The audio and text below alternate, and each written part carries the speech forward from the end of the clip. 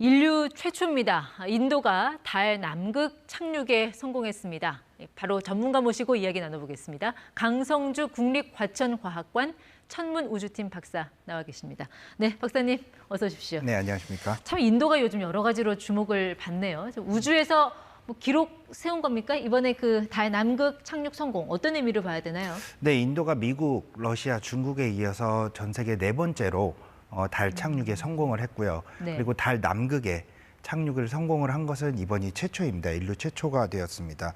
사실 1976년 이후에 달 탐사, 그러니까 달 착륙에 성공을 했던 거는 중국이 유일했는데 네. 이번에 인도가 그 기록을 깨게 된 거죠. 그러니까 인도가 최초의 타이틀을 가진 거는 달 착륙이 아니라 달의 남극에 착륙해서 최초의 타이틀이 됐다는 네, 거죠. 맞습니다. 달 남극 영역에 착륙한 첫 번째 국가가 되었습니다. 그렇죠. 어쨌든 달이 지구의 짝꿍이니까 거기도 역시 이제 남극과 북극이 있을 텐데. 네. 근데 대체 남극에 뭐가 있길래 이렇게 각 나라들이 서로 가려고 이 난리예요? 2008년 이후에 달의 남극에 이제 많은 양의 물이 매장이 되어 있다는 것이 밝혀졌습니다. 약 30억 톤이 넘는 양의 물이 매장이 되어 있다는 것이 알려져 있는데 일단 물이 있다는 것은 인류가 살 수 있는 기지가 그렇죠. 건설이 될 수 있다는 조건이 먼저 갖춰지게 되는 거고요. 또 물을 전기분해하게 되면은 수소하고 산소, 우리가 숨을 쉴 수 있는 산소도 확보를 할 수 있게 되겠죠. 네. 또 수소 같은 경우에는 로켓에 저희가 심우주라든지 더 예. 화성이라든지 이런 곳으로 나갈 수 있는 로켓의 연료로 사용이 될 수 있기 때문에 네. 전초기지 역할을 할 수 있는 곳이 남극이 될 수 있다고 볼 수 있겠습니다. 물은 있는데 대기가 없지 않습니까, 달은? 네, 대기도 없기도 하지만 또 중력도 약하기 때문에 중력이 지구 중력이 한 6분의 1 정도밖에 네. 되지 않기 때문에 달에서 더 먼 심우주로 나가기 위해서는 중력이 그만큼 약하기 때문에 더 쉽게 더 쉽게 될 수 더 있다는 많은 물건을 실어서 나를 수가 있게 되는 거죠. 알겠습니다. 자, 그러면 어쨌든 그 다른 위성, 그러니까 심우주로 나아가기 위한 어떤 중간다리 역할 말고요. 당장 달에 갔을 때 뭔가 돈이 되는 뭐 그런 어떤 메리트는 없습니까? 네. 어떤 게 있을까요? 최근에 달에도 상당히 많은 자원들이 매장이 되어 있는 것들이 확인이 되었습니다. 대표적인 것들이 헬륨-3라든지 히토류, 그다음에 우라늄 같은 여러 가지 자원들이 많이 매장이 네. 되어 있고 특히 히토류 같은 경우에는 요즘 미중 간의 이제 경쟁 구도를 만들어내는 광물이기도 하고 예. 또 반도체라든지 요즘 저희가 쓰이는 전자장비, 핸드폰 같은 데 많이 쓰이는 광물이기 때문에 네. 그런 히토류가 많이 존재하고 있다는 것도 밝혀지게 되었죠. 헬륨3라면은 차세대 핵융합 연료가 네. 되는 거잖아요. 네. 또 이게 또 방사성 폐기물도 안 나온다면서요? 네, 맞습니다. 헬륨3 같은 경우에는 지구에서 찾아보기가 힘듭니다. 이게 방금 말씀해 주신 대기 문제 때문인데요. 네. 달에는 대기가 존재를 하지 않기 때문에 태양에서 날아오는 바로 헬륨3 같은 것들이 직접 쌓일 수가 있습니다. 그렇기 때문에 달에는 헬륨3가 풍부하게 존재를 하고 있고요. 네.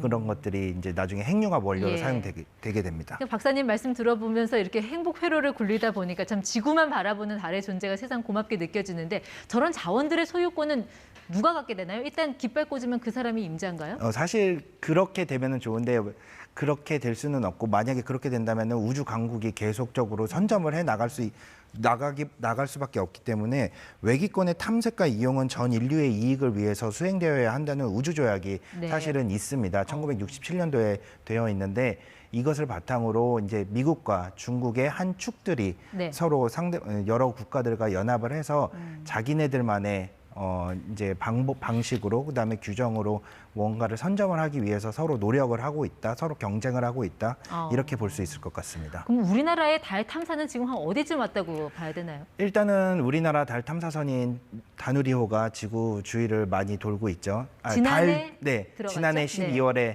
이제 발사가 돼서 8월에 발사되지 않았어요? 8월에 발사돼서 네. 12월에 이제 달 궤도 진입에 성공을 했죠. 예.